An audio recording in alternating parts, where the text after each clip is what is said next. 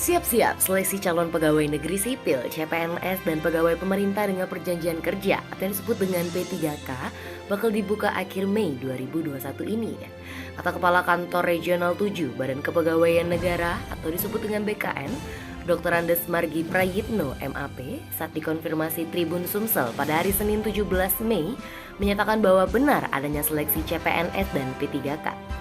Proses yang tengah dilakukan saat ini yaitu rapat persiapan dengan Kementerian Pendayagunaan Aparatur Negara dan Reformasi Birokrasi Republik Indonesia atau yang disebut dengan Kemenpan RB.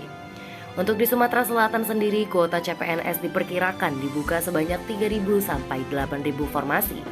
Namun, paling banyak dibutuhkan di formasi kependidikan seperti guru dan di formasi kesehatan.